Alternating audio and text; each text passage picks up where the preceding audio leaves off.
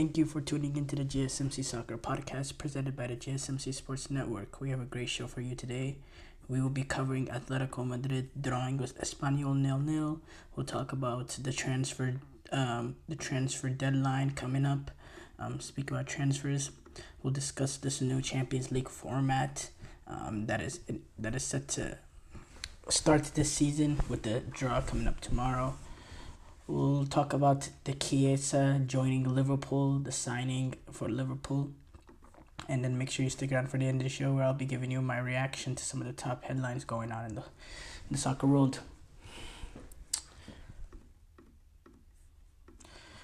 If you've got a question during the show, we want to hear it. Your input is a big part of what makes the show great, and we thrive on your energy and insight. Whether it's a quick comment, a thoughtful question, or an opinion you just have to share, don't hesitate to drop it in the chat. Now, if you want to make absolutely sure your message stands out and gets featured on the show, there's an easy way to do that. Use the super chat feature. Just click the $sign at the bottom of the chat box to send in your super chat. This guarantees that your message gets on the air, and it's also a fantastic way to support our channel. We rely on your support to keep bringing you the sports content you love, and we appreciate every bit of it. So go ahead and let us know what you're thinking. Hit that super chat button, and let's keep the show as interactive and exciting as possible. And if you prefer, you can also go to gsmcpodcast.net to tip, donate, and leave a comment or question there. We couldn't do what we do without your amazing support, and we're so thankful to have you as part of our community.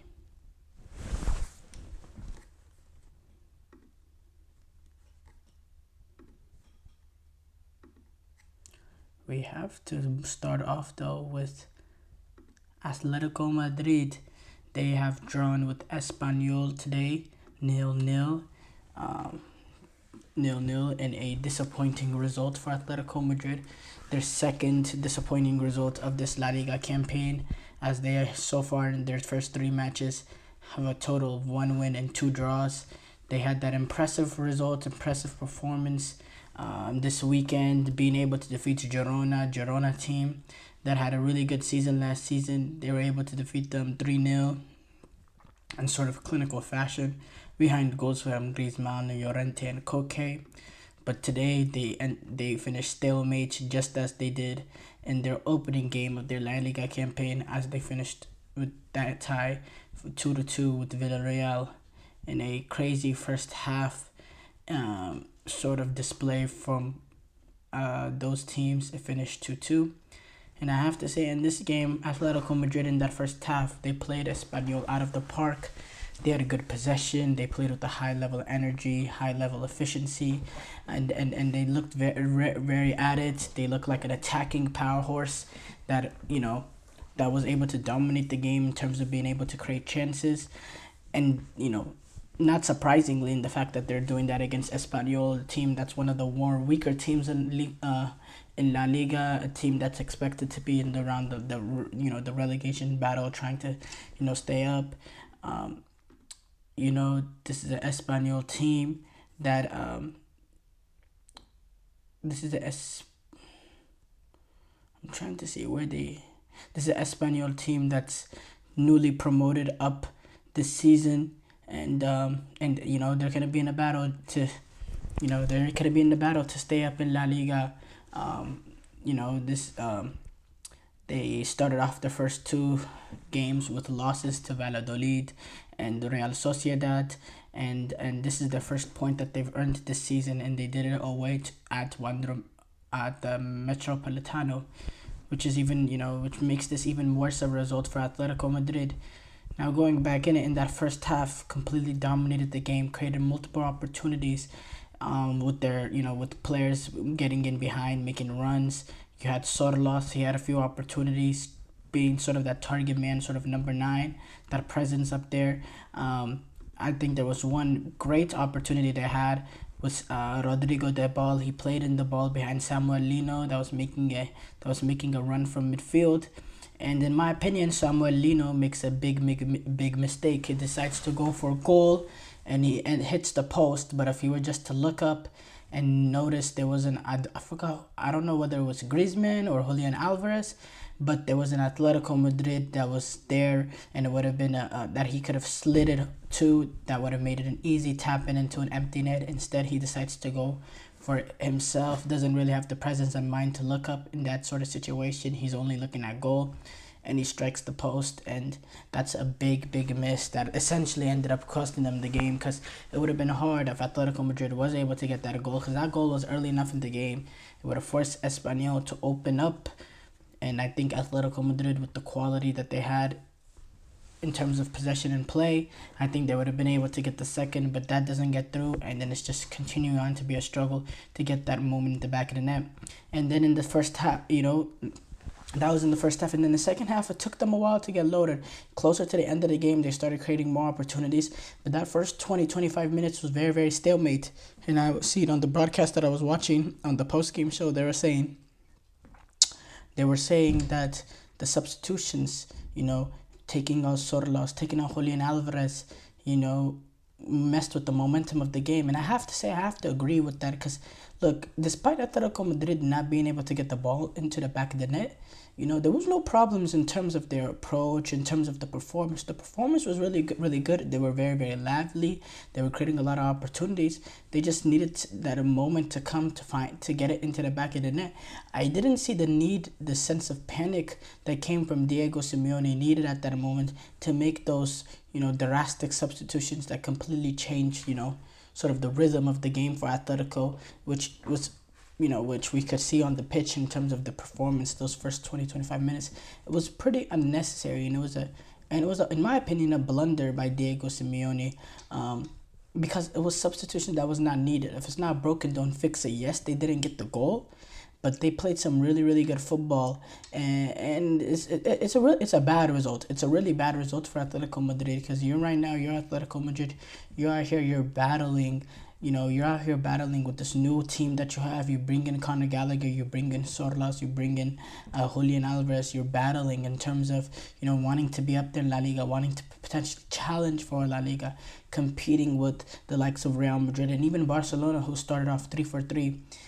And, if you're a team like Atletico Madrid, these are the sort of games going up against a newly promoted side in Espanyol at home, with the atmosphere and how electric that crowd was, because it was an electric atmosphere. To not get the win is very disappointing, and it's a bad result at the end of the day. It is a bad result. Going back to it though, reading the statistics, it showed Atletico Madrid, they were the more forward-going team. They were the team going more at it. When you look at 25 shots for Atletico Madrid to 8 shots for Espanyol, 7 shots on target for Atletico Madrid to 1 shot on target for Espanyol, 63% possession for Atletico Madrid to 37% for Espanyol. They just couldn't find it back of the net. And it's disappointing. With Julian Alvarez being subbed out, that's interesting there too, because Julian Alvarez, he is that sort of the talisman for Atletico Madrid. Now at this point, with what he's done, with the quality he has, he's going to be the guy that's going to be relied upon Atletico Madrid when they're going up against these big time teams in the Champions League or even in La Liga, to make that moment out of nothing. He is the player with the most quality, and he is the best. He's the player on the team that has the biggest capabilities of being able to make a play out of nothing right now. Him and Griezmann. And to sub him out as early as you subbed him out, as Diego Simeone subbed him out, is something that should be questioned on. In my opinion, it is something to be questioned on. But here's the bigger story for Atletico Madrid. This is so many years now that they've, we've thought, okay, they've signed this player, they signed that player. It's time for them to really compete with Barcelona and Real Madrid, and to put up, those sort of performances. We know what we usually associate when it comes to Diego Simeone, Atletico Madrid, in terms of being defensive, very defensive, pragmatic. But now we're expecting we've expected for a while now a more forward going, expansive team that's really going to be able to dominate games, especially against weaker opposition, and hence they start competing tighter with Barcelona, with Real Madrid. But year after year, we're really expecting just that bit more. We see some good signs from Atletico in preseason early on in terms of a good set of attacking play, attacking dominance, being able to control the game with the ball, really suffocating teams. But then as the season goes on, and you start getting tunnel vision, players start getting tunnel vision, Diego Simeone starts getting tunnel vision, and they start playing some of these tougher opposition, and the pressure starts mounting, and some players go down with injuries, or the confidence goes a little bit more, then they resort to their style of play, to what Diego Simeone is comfortable with, putting 11 men on the ball, behind the ball, making it a strictly transition game, and making allowing the other team to have the ball and forcing them to break down this really low, tight block that's unpenetrable. And look, I'm not one of those people that really mind that sort of football. I think every football, every sort of style of play, every sort of tactics, different ways of going about it, I think they all have the beauty, and I really despise the people that disrespect this sort of style of play in terms of playing a defensive, style the way, because I respect it. I respect the sort of, the way Diego Simeone wants to win a football game. I respect it a lot. But at the end of the day, you do need a little bit of balance, and you do need to look a little bit more threatening in transition. Now, the problem with that, today, that's not what happened. Today, Atletico Madrid, they dominated the game. They controlled the game, especially in that first half. They just didn't get the goal. But again,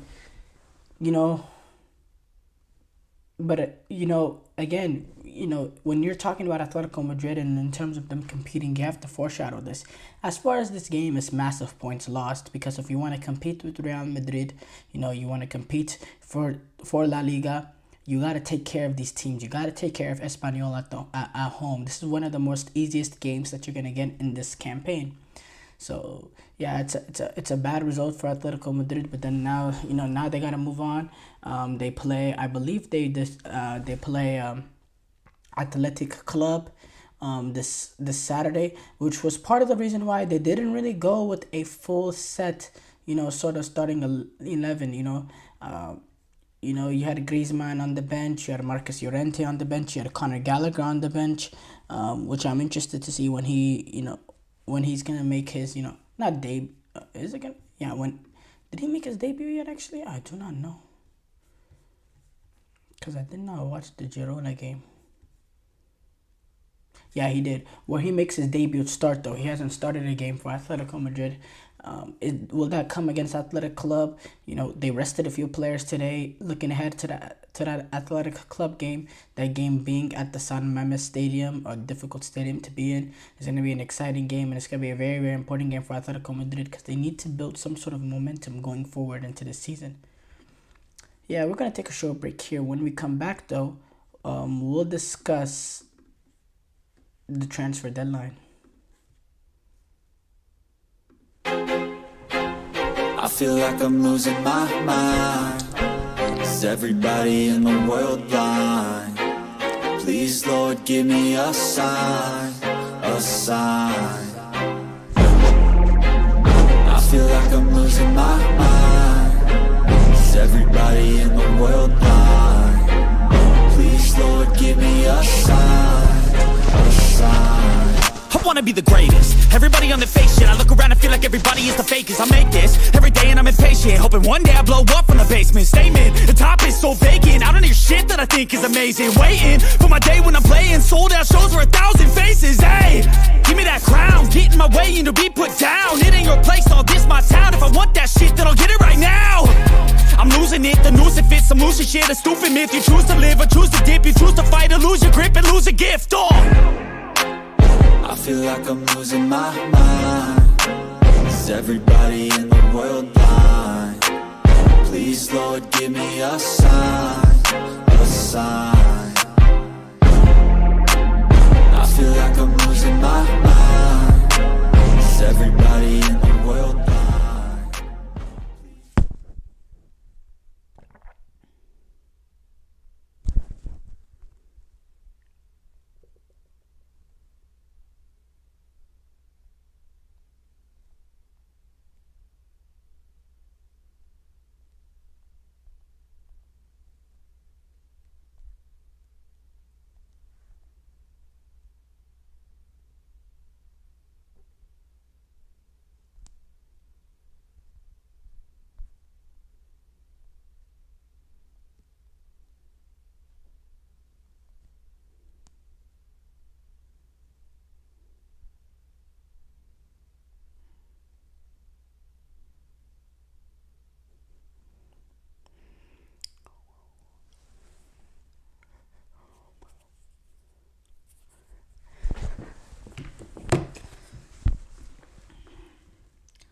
Before the break, we talked about Atletico Madrid drawing with Espanyol.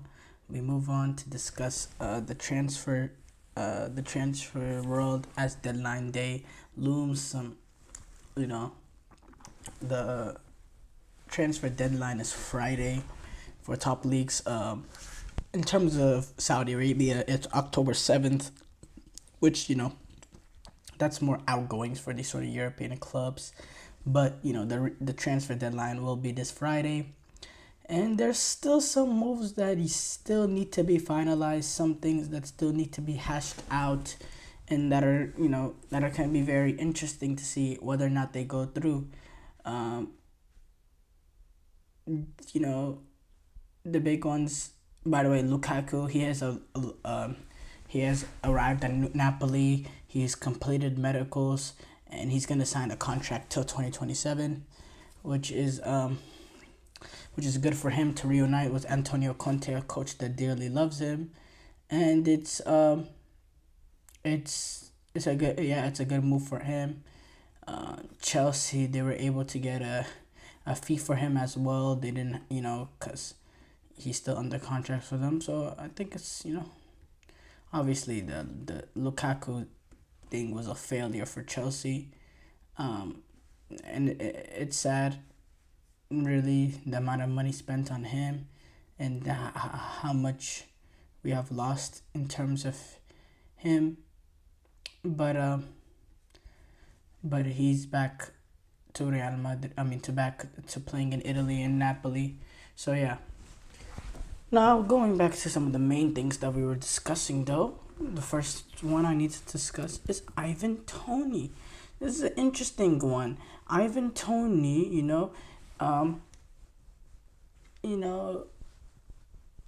he's a move that a lot of top clubs, really, would have really looked at, especially, last season, early on this transfer window, which saw a little bit of Manchester United. The big ones were Arsenal,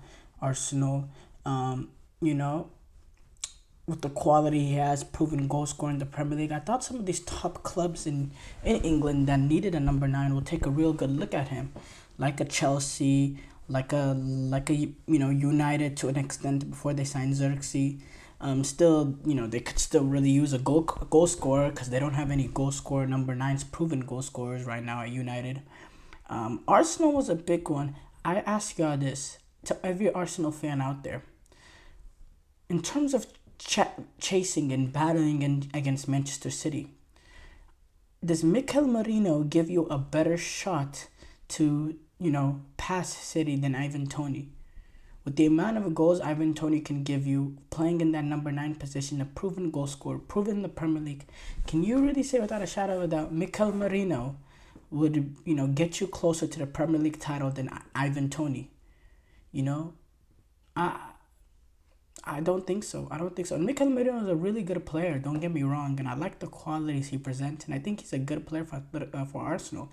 I just think Ivan Toney is a bigger hole that they've needed to they needed to fill in. I think with the verticality that comes from his pace running in behind, he's sort of a target man, can play back to goal, can do a lot of different things, can be part of a fluid attack as well. I think he would have been a brilliant signing for Mikel Arteta and Arsenal, and it would have got them that much closer to Manchester City because he is a proven goal scorer in the Premier League. and his value is going down now. With clubs, at this time and age, Arsenal, they could get him for around 35 million pounds or so, which is, give or take, a pretty similar sort of value, about 5-10 million more than what they paid for Mikel Merino. So yeah, now with Ivan Toney, it seems like the big clubs are less and less of an option. We've seen the rumors of Saudi Arabia, with Al Ali really trying to key in on Ivan Toney. But the problem with that is, bro, in my opinion, I think Ivan Toney is, at this point, 28, still in the prime of his career. He has enough to play high quality football for a top level club. Forget a club in Europe, a top level elite sort of club. He has that ability, especially in the Premier League. Again, there's not that huge market for Premier League proven goal scorers, and he is one of them. Chelsea are rumored, but with Chelsea, there's with the financial issues.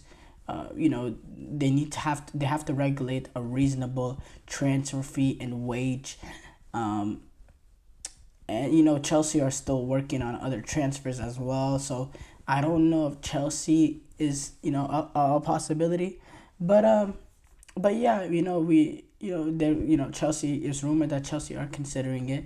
But for me, Ivan Toney has to stay in Europe, has to stay in the Premier League, and for me, I thought Arsenal was the best move for him, but it seems like Arsenal are not that interested on their side, which is a little shocking to me, because I think they have a real hole in terms of goal scoring, number 9, sort of X factor sort of player.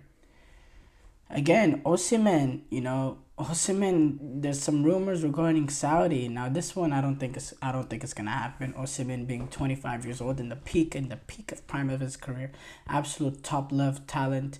I don't think they've arrived in Italy to talk to Osimhen and his sort of group, but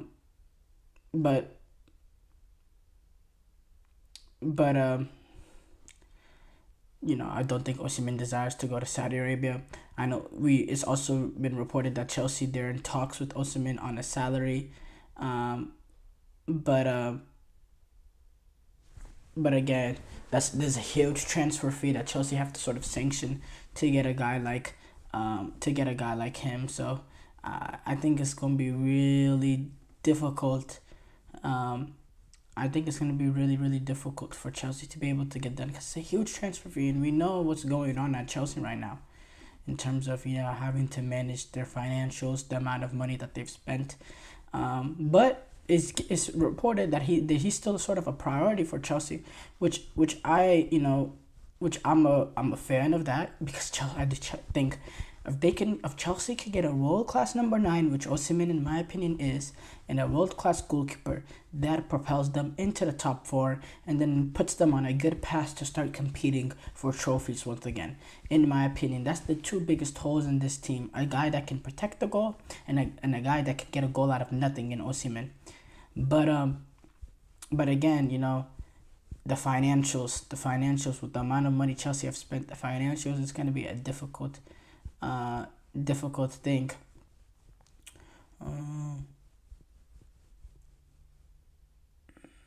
Aston Villa, they're gonna try to sign Tammy Abraham if reports say if Jean Duran ends up leaving the club before the transfer deadline. He's been heavily rumored with West Ham.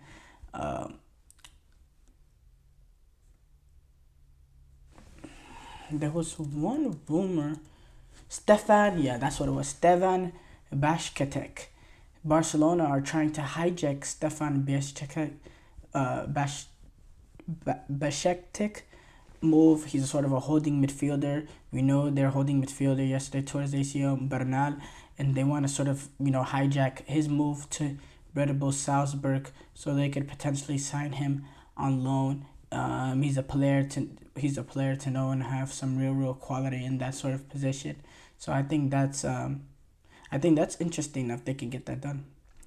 But yes, guys, that's what we have for today's edition of our transfer deadline talk. As the deadline, is approaching really, really fast.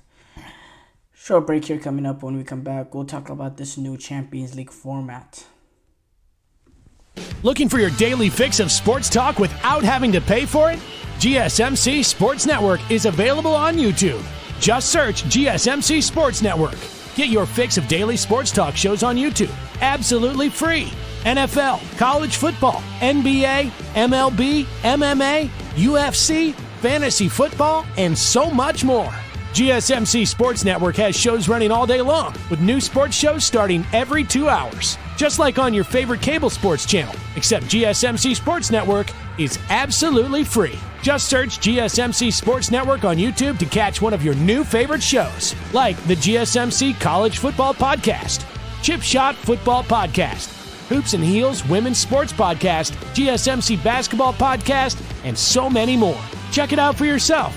GSMC Sports Network, now available on YouTube absolutely free. Search GSMC Sports Network on YouTube right now.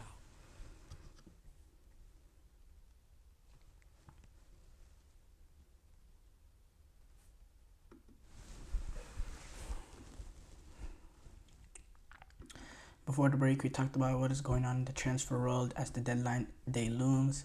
We move on to discuss this new Champions League format and whether or not it will improve the group stages. So, first of all, before we discuss whether or not it will improve the group stages, let me try to explain to y'all and let me try to understand it myself, which I'm thinking I'm starting to do as I read it a little bit, read it a little bit more. What is this new format going to be? Now, I'm reading this off the UEFA Champions League website. So, essentially, this new format will go from, number one, it will go from 32 teams to 36 teams. And it seems like the group stages is really going to be one big league. But, with 36 teams, every team is obviously not going to play against each other. But instead, teams will, so it'll go in 36 teams. And then games will increase, going from the normal 6 home and away games. You played, in a group, it'll increase to 8 games. Each team will play 8 games. And then this new format, and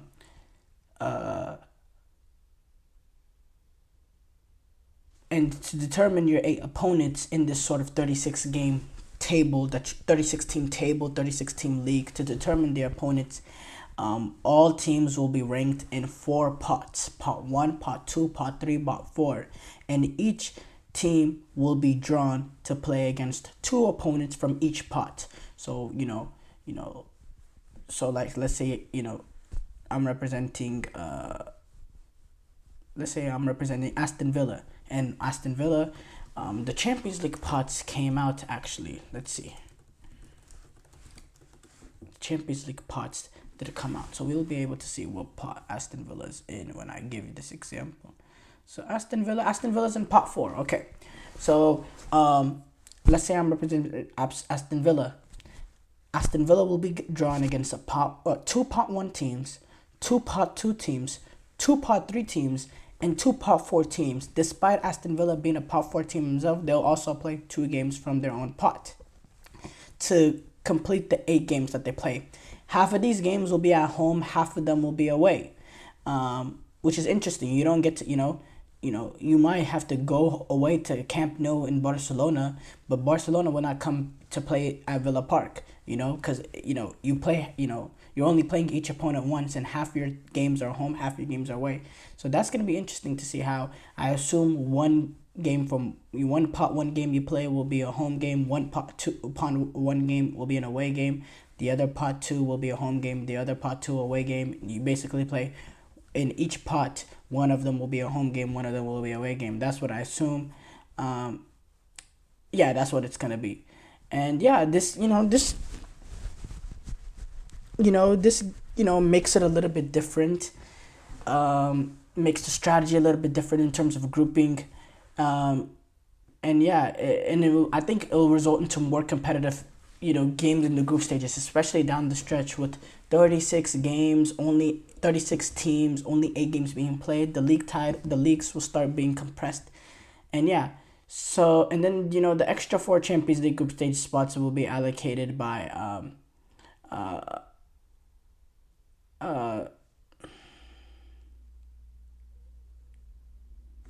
actually, no. Now, with this new format, it's interesting to determine how teams will be put in the knockout stage. The result of each game will decide the overall ranking in the new league, with 3 points for a win and 1 for a draw normally, right? Yeah. The top 8 sides in this league, 1 through 8 in this 36 team league, after every team's played the 8 games, the top 8 sides will qualify automatically for the round of 16, while teams from 9th place to 24th place will play in a playoff to reach the round of 16. 9th to 24th place, that's 16 teams. Those 16 teams will essentially play a home and away playoff just to get into the knockout stages, sort of an extra sort of elimination game to get into the knockout stages. Teams that finish 25th or lower will be eliminated, and they don't have any access to those teams will have no access to the Europa League. The new format with all the teams ranked together in a single league will mean that there's more to play for the way through the final night of the league phase. Now, in the knockout phase, the teams that finish between 9th and 16th will be succeeded in the knockout phase playoff draw, meaning they'll face a team placed 7th to 24 with, in principle, the return leg at home.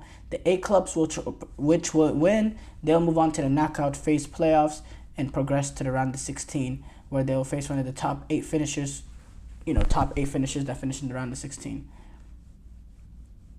Yeah, that's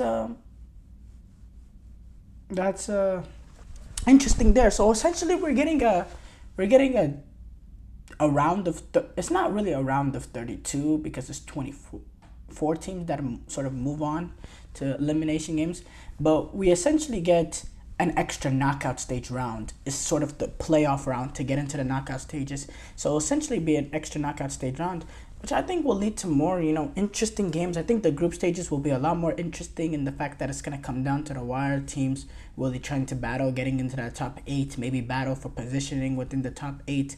That'll make it easier in the long run in the Champions League, because what place you're finishing in the league, even if you're in the top 8, can determine what side of the draw you're on and all that. I think the most fascinating part about this is the fact that we'll be getting, we'll be getting Pot 1 teams facing off against Pot 1 teams. We'll get like a weekly, City's going to Real Madrid, or let me see, the Pot 1 teams, or PSG going to Bayern, or Liverpool going to Barcelona. We're going to get those sort of games because each Pot 1 team will have to play 2 Pot 1 teams. So we're bound each week we'll have, a sort of amazing game of the week. Now, reading the pots, in Pot 1, you get City, Real Madrid, Bayern Munich, PSG, Liverpool, Internazionale, Borussia Dortmund, RB Leipzig, Barcelona. Pot 2, you got Bayern Leverkusen, which I think it's a little ridiculous that they're Pot 2. Bayern Leverkusen, Atletico Madrid, Atalanta, Juventus, Benfica, Arsenal, Club Brugge, Shakhtar Donetsk, and AC Milan. Wow, Arsenal's a Pot 2 team. Wow. And then Pot 3, Feyenoord, Sporting, PSV Eindhoven, Dinamo Zagreb, FC Salzburg, Lille, Red Star Belgrade, Young Boys, Celtic. And then in Pot 4, Slovan Bratislava, AS Monaco, Sparta Prague, Aston Villa, Bologna, Girona, Stuttgart, and Sturm Graz and Brest. So yeah, that's gonna be the pots. And reading that Pot 1, we're gonna get some big games. Real Madrid, Man City, Bayern Munich, PSG, Liverpool, Inter, Borussia Dortmund, Leipzig, Barcelona. Not just that, we'll have teams like Arsenal, Bayern Leverkusen, Atletico Madrid. They'll also be playing 2 Pot 1 teams as well. So we're bound to get big games on a weekly sort of basis, which I think will improve the quality of the group stages. Because I have to be honest, the Champions League group stages have been a snooze fest. the past couple of years. So I'm excited for this new sort of I think it'll make it I think it'll make the Champions League group stages a lot more interesting, because they've been so boring. They've been so boring. Sometimes they've been almost unwatchable. I have no excitement looking forward to them. Maybe the first sort of week or 2 weeks, just because the Champions League is back. We're sort of excited for that, just in general, Champions League being back, getting to hear the anthem again, which, by the way, they're changing the anthem into a new anthem, which is another change with the Champions League.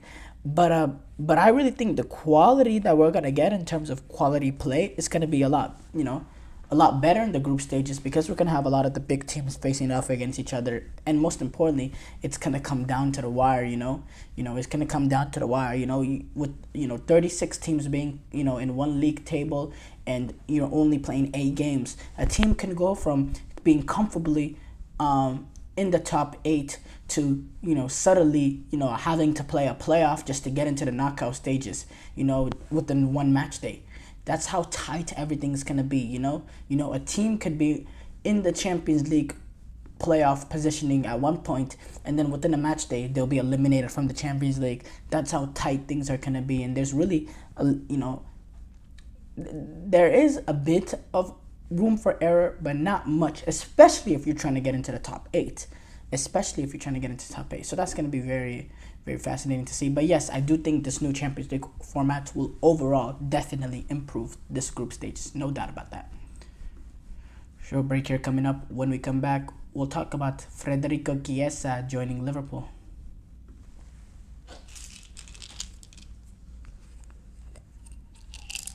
For the best and latest podcasts available anywhere, go to the podcast app on your cell phone and type in GSMC to access free content-rich podcasts on health and wellness, book reviews, sports, entertainment, relationships, social media, movies, technology, finance, and even weird news. Subscribe and download the GSMC Podcast Network's family of shows, available everywhere podcasts are found.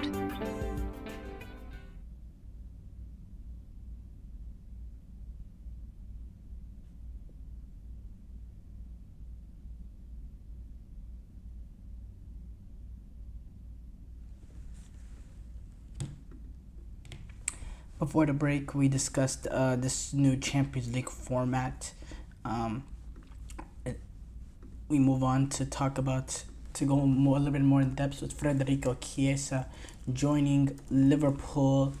Not officially, he's flying out to Liverpool on the verge of, signing the deal, his medical and all that.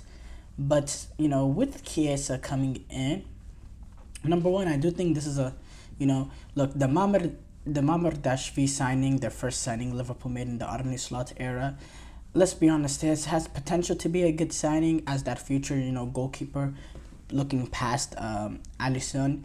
But to be honest, we don't see him having an immediate impact at Liverpool. In fact, he probably won't even have an impact for Liverpool for the next 3-4 years, because I don't see a decline coming from Alisson. The fact he's only 31 years old, and he's 31, which is relatively not old for a goalkeeper, and you don't see a true decline in his play. So Mamardashvi, I think there's a better chance that he ends up, leaving Liverpool after a year, because he realizes, he doesn't really have a shot here, than him really making an impact at the club. He's really gonna come in to be that number 2, especially for the first year. So I don't think that's really big thing there. But with Chiesa is an interesting one. And the fact that, look, for me, this is extremely low risk and extreme high reward, because when you look at it on the surface, right, in this day and age, in this economy, the way transfers has gone, in this footballing world nowadays, 13 million euros, it's essentially nothing. That is nothing in this sort of day and age for what you see, for what players go for. It's really not. And this is a player that's suffered with injuries, has not really produced to the levels that we expected him to produce post that European Championship in 2021. Hasn't really reached those sort of heights at Juventus. But but there's still quality there. What you saw, what he was able to do at that European Championship, leading Italy to a European Championship, kind of being that talisman, him, and he fits the sort of style of Liverpool. He's a great air replacement to Salah when you look at the fact that he's very, very direct. He likes to go out players. He puts fullbacks in dangerous situations because of how direct he is. He puts them on their back foot and he puts them in a position that they have to gamble. He's very vertical. He has pace. He has a good shot on him. He has a good curler. He has a good left foot. He has a good right foot. He's ambidextrous in terms of his feet. He can shoot with both feet. I think he's going to be a very beneficial player, actually playing not just from the right-hand side, but also playing on the left-hand side. He can give you both sort of positions. He can curl a ball from each foot. And he has real speed and sort of technical ability to go at players. He reminds me of a lot of some of the more direct wingers, Nico Williams, Mohamed Salah, players like that, players that are willing to take players on. He has that sort of direct nature to him. It's just whether he can stay on the field at Liverpool, right? Where he can stay on the field. And can he, get back to those highs? Because look, if he can be a resemblance of the player that he was at a European Championship for Italy, this is beyond a bargain for Liverpool. This is beyond a bargain for Liverpool with the ability of how direct and how vertical he can be, playing in behind, the quality he has to take over games, the confidence that he plays in whenever he's playing at the high level, the sort of belief that he plays with. What I saw at the European Championship, and I know this was 3 years ago, and we can't keep going back to this when we talk about Chiesa, but what I can't stop thinking about is sort of the swagger. When you saw him play on the ball, there was a sense of confidence and belief that he was going to get past at least one man, that if you gave him any sort of room, that he was going to make you pay in terms of his ability to curl the ball in, in terms of his ability to play on the counter with his sort of positioning and his verticality. And look, at the end of the day, it's really, a no risk sort of situation for Liverpool. He doesn't work out. It's a 12 million down the drain, which is, we usually associate 12.5 million as a crazy amount of money, but when you talk about these football sort of clubs, that's really nothing for them. And Liverpool has done a good job in finding players that are valued lower than what they should be and really getting the best out of them. And I think Federico Chiesa, I think a change of scenery will do him wonders.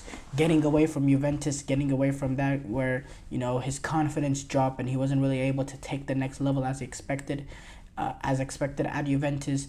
Getting a fresh sort of scenery, playing for a new badge, new coach, new country, getting away from the atmosphere that has sort of been a failure in his career. I think that's gonna do good for his mental in terms of his psychological strengths to come back from what was a bad move at Juventus to sort of, if he's gonna reach the levels that he reached at the European Championship and get back to sort of to the sort of trajectory that he was on. I said trajectory that he was on post that European Championship. Then doing it at a club at Liverpool is what it is. It is is what's if he can't do it at Liverpool, I don't think it's gonna happen. I think Arne Slot will be able to balance him in there. I think that this first season, I think he's not going to be a starter or anything, but someone that can ease himself into the team. I think with Salah sort of locking on the right-hand side, I do think Chiesa could be an option, not just as the right winger and to give Salah some rest here and there, but I also think he can play on the left-hand side too, provide some depth in there to play behind Luis Diaz, someone who can, because I think he can play sort of in both positions, and I think he can be beneficial in both positions, again, because he has a good left foot and right foot, and be a good squad player for Liverpool. And also another big thing is, if he's able to sort of regain the confidence, start playing sort of player that he was, in the past, you sort of find yourself a replacement for Salah, in case Salah does not want to sign the contract and he wants to leave next season, which indication seems like that's a real possibility. If that's the case, now with a player like Chiesa, you kind of have your air replacement. Not just the fact that he's a winger, but because he does some of the similar things that Salah does. He's very direct, wants to go at his fullbacks, wants to run in behind and receive the long ball. He's a good goal scorer too. Chiesa can score goals too. Very good goal scorer. In terms of being able to assist and be really the creative force, and he's not the most creative. When he was playing sort of centrally, that was not really his game. He's not really, that sort of clever player that can pick out a pass in behind, that can be very clever in sort of tight spaces and, find the right pocket. That's not what Federico Chiesa is. Chiesa is a sort of player, you get the ball to him in space, you allow him to attack fullbacks one-on-one and make something happen, and he will make something happen. But someone that's going to be that sort of tidy, sort of clever sort of player in midfield, that's not Chiesa. Chiesa is a player you give in space and you just let him work. Like another good example is Jeremy Doku. Jeremy Doku is a great example of that. And I like players like that. Don't get me wrong. Players like that are very good players, and players like that could be needed sometimes when you're trying to break a low block and you need someone in, that can get past a man or two and open up space for teammates. It's players like that as well, and also in counter-attacking situations. So if you're playing a team that leaves a lot of space in behind and you need a player to run out defenses and run in behind, players like Chiesa can be a deadly factor in that. So yeah, Chiesa, I think it is a low risk, high reward there, and I don't think Liverpool fans, but I do think, Liverpool fans, they've not really been extremely excited in terms of the transfer window. Liverpool have always sort of been a little bit moderate in terms of their transfer spending, in terms of their transfer strategy. They don't just go out and do things, which I don't mind. I think that's good. You don't want to be like, I'm not going to name clubs, but you don't want to just throw money here and there, and sort of expect it to be a magical fix. But, you have a new manager coming in, Arne Slot. You do need to back him a little bit. For your only two signings so far to be a goalkeeper, that's really not going to have any sort of factor for this season. And then a player that's sort of not a gamble because it's a low amount of money, but a sort of a lottery sort of player, someone that you don't know what you're going to get. I think Liverpool could do a lot better in this transfer window in terms of getting players in that Arne Slot can immediately work as to improve the squad right away, to improve that starting 11 right away. Liverpool have not signed a single player that immediately goes into the starting 11. In my opinion, that's just not right. That's not how you back sort of a new manager. And it's a Liverpool team that started off really well. They've shown some really good signs. They've played some really good football. And you can see, out of all the new managers that came in, you can see Liverpool sort of adapting their style of play to the manager a lot better than some of these other teams with their new managers. So, we know that Arne Slot knows what he's doing. I just wish that Liverpool... No, I don't wish that because obviously, Liverpool is a competitor to my team. But I wish that... or Liverpool fans should wish that, he can get players in that can immediately help this team right away. And I just don't think Chiesa I still think Chiesa is a great signing for the value that you get him. I think he's a great signing, and I think Liverpool can get that. Not I think they can get that Federico Chiesa get back. They just need to nurture him. I think a change of atmosphere is gonna be beautiful for him, and I'd like to see what he does. Okay, guys, so a short break here coming up. When we come back, we'll react to some of the top headlines going on in the soccer world.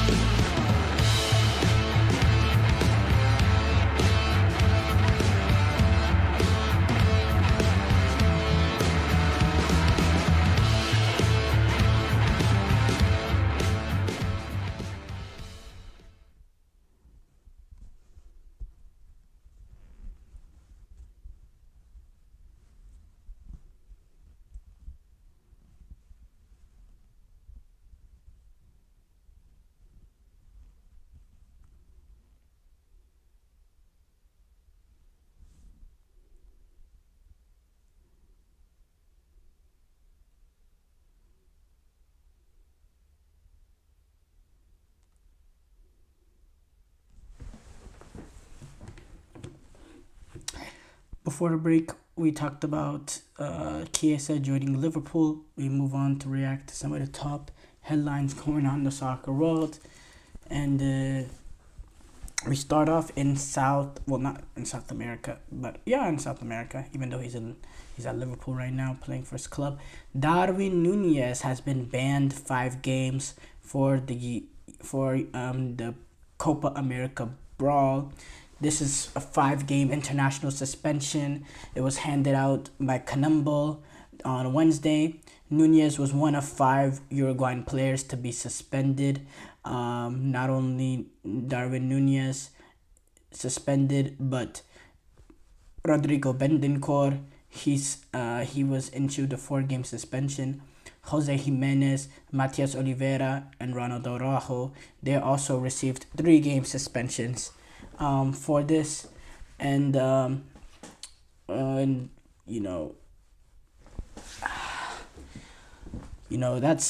big thing. If y'all remember, afterwards, Marcelo Bielsa came out, not after the suspensions being announced, but after the brawl. Marcelo Bielsa came out saying, the only thing I can tell you is that the players reacted like any other human being would. If you see that there's a process to keep what's happened from happening, if you see that if what happened happens anyway, and that there's supposedly another process, an escape hatch, let's say, and both things fail, and you see your woman or your mother or a baby being attacked, what would you do? You ask whether they're going to punish the people who defended themselves. Look, I feel a great deal of compassion for especially Darwin Nunez, because he's the one that received the 5-game ban. But in the rest of them, right? Bentancur, all that.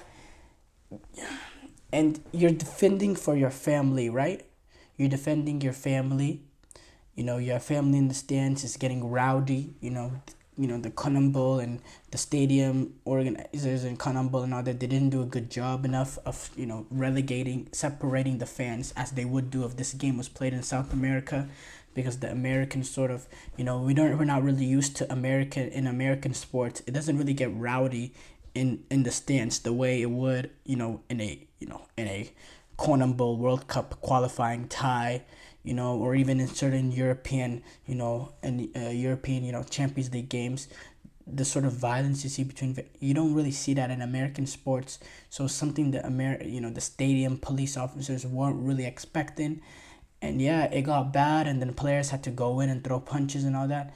Look, that's a bad look for everyone. The players having to go into the fans throwing punches, and it's not something that Canumble wants to really be the sort of shown out to players. Not shown out, but doesn't want it to be the face of Canumble. Oh, this is going on. This is Canumble. No, they don't want that. And it's a bad look. And they had to do something about it. I just think it was a little excessive, because they're defending their families. And again, with Marcelo Bielsa saying any human being will go out and protect their family if they see them getting abused in the stands, or even assume that they might be in danger. They're going to go out and defend them. And, I don't know, to a certain extent, maybe they deemed that the punches and the fighting was a little excessive and unnecessary. I don't know how they came to this conclusion. But yeah, it's in my opinion, a harsh suspension towards them. I do think Canumble needed to do something, because they need to send the message that this is not tolerated. They need to send the message that this will never happen again. And if you do something like this, you'll get in big trouble. And they needed to send some sort of message to get that message across, right? But you got to keep in mind too, these people, they're just defending their families, And we saw what Jose Maria Jimenez said afterwards the game as well, talking about how this has been organized and how it's been a farce and all that. But yeah, I just think the suspension is hard, and man, this is big for I can't put into words how big these sort of suspensions are for Uruguayan national team. Darwin Nunez will miss 5 games. 4 of them will be Canumble World Cup qualifying ties. These are, qualifiers going up against Paraguay, Venezuela, who had a good Copa America, Peru, Ecuador. These are huge ties that they're going to be missing. and it puts Uruguay right now, they find themselves in a position that they're not comfortable, because it's never comfortable, but they have 13 points and they're second place in CONMEBOL World Cup qualifying. But sort of suspension like that can completely change the deal, and with how tight CONMEBOL is across the board, that could put Uruguay in a really precarious situation going in. Now, there's a little bit more room for error with the 48-team World Cup, which gives, I believe it gives CONMEBOL around 7 spots to the World Cup, which is more than about 2 more than the last than the 32 team format. But still, at the same time, for me, that can put them in some serious situation, a dangerous situation, and something Marcelo Bielsa is going to have to handle, because it's not just Darwin Nunez. He's going to be missing Araujo, and this is Araujo. He's out for injury, so the suspension won't start until he actually returns. He's going to be able to play. Jose Jimenez, Matias Oliveira, Rodrigo Bentancur, he's a pivotal midfielder for them as well. You're going to be losing a lot of depth players too for a few games, and it's going to make that situation just even more tricky for Marcelo Bielsa to handle in my opinion, the toughest confederation to qualify for the World Cup from in CONMEBOL. And yeah, I think overall the suspensions were harsh, to say the least. I talked about Barcelona. They've made a loan offer for Bejetic. Tonali, he returned from his 10-month ban of his betting ban in the Carabao Cup against Nottingham Forest. Newcastle went on in that Carabao Cup tie to move on penalties 4-3 after Joe Willock scored literally a minute in, and then Jota Silva equalized in the 50th minute. It went to penalties, in which Newcastle were able to win. So that's a good result for Newcastle to move on. But most important thing, Tonali, he was able to play. He started, and we'll see if he's going to be involved this weekend as they take on Tottenham. Big game coming up there, by the way.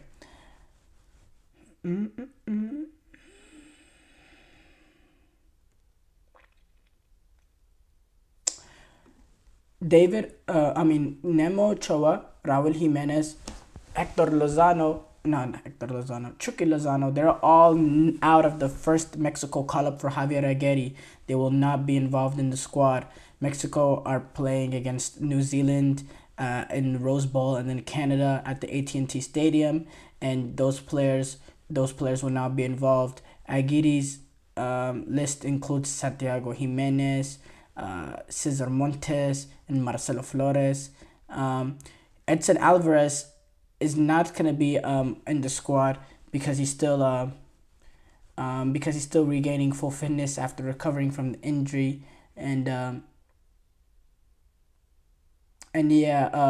Alex Padilla, he's the sole player in this sort of squad that's representing Mexico for the first time at the senior level. The Spanish-born goalkeeper for Athletic Club, he's going to be involved. And yeah, it's a new era for Mexican football, and I'd like to see it start on their way. Then getting in a coach like Javier Aguirre that sort of has that experience, coaching the Mexican national team. And I like to see how they do.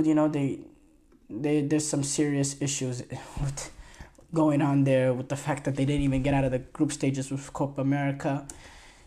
Same with the U.S., but the U.S. went out and got a top coach in Pochettino. Mexico, they didn't get a top coach in Javier Aguirre, but a coach that can sort of smooth it over and sort of make it a smooth transition, as eventually Rafael Marquez will take over. And we know what Rafael Marquez was doing, coaching for the Barcelona youth team. I'm interested to see how, this new Mexican national team looks. Thank you guys for tuning into the GSMC Soccer Podcast, presented by the GSMC Sports Network. Your support means a lot to us, so please remember to subscribe to the show and leave a positive review.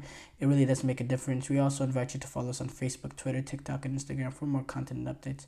So thank you once again, and have a wonderful, wonderful day.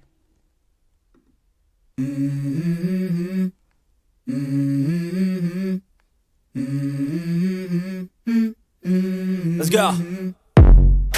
I wake up to a little bit of drool.